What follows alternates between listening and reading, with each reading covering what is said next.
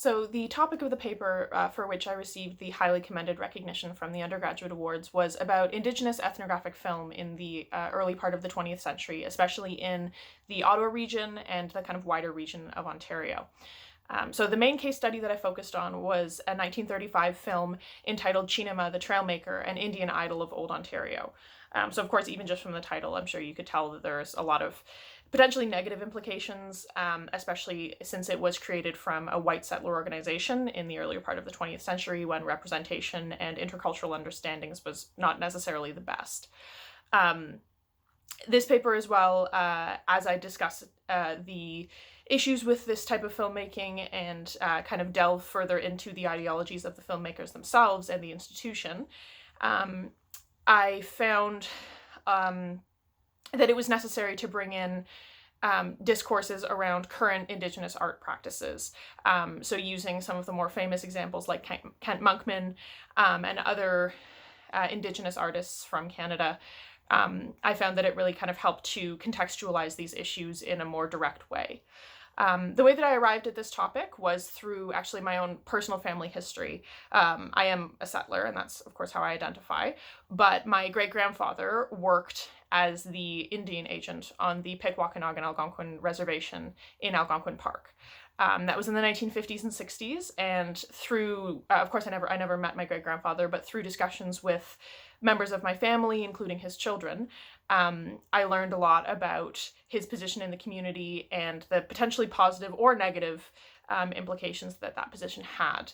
And through researching him, I came across a man by the name of Matthew Bernor, who actually was commissioned by the Canadian Museum of History, then called the Museum of Civilization, in 1957 to complete the world's largest Indigenous birch bark canoe. That canoe hung over the front door, the front entryway of the museum, for several decades,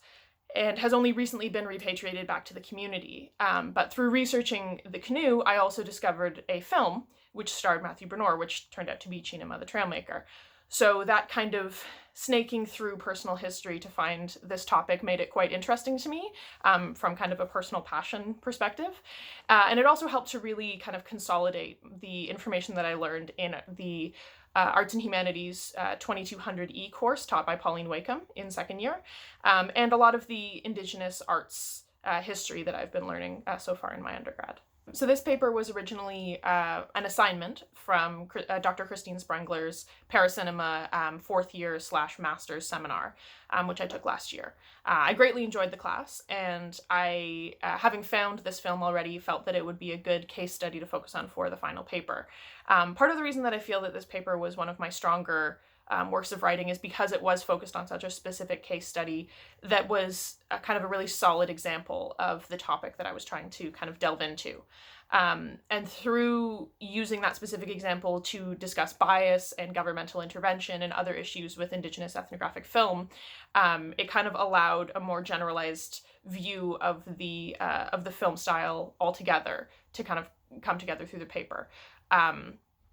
Through that as well, I think since I was able to explore my own personal passion with the project, my own personal connection, I felt that my motivation to complete it was a little bit higher than potentially other projects, and I think that really kind of shows through in the quality of the writing. So overall, I'm very, very proud of this work, and I hope you enjoy reading it as well. If anything, this kind of success, if that's what you'd call it, kind of helped to solidify my own personal understanding of the intersections between kind of familial and personal discourse and the academy. As I mentioned, my great-grandfather was kind of connected to my theorization of this project, and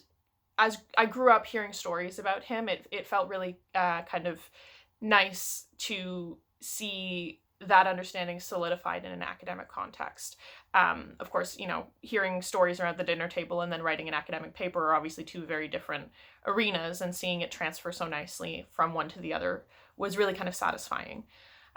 As well, the kind of positive reception of this paper was confidence building for sure, and kind of helped my confidence when discussing issues such as this. Of course, I don't pretend to be an expert in any of them, but given current museological discourse, Indigenous representation is both one of the most touchy and one of the most necessary subjects to be covered. And the fact that this paper was received so positively and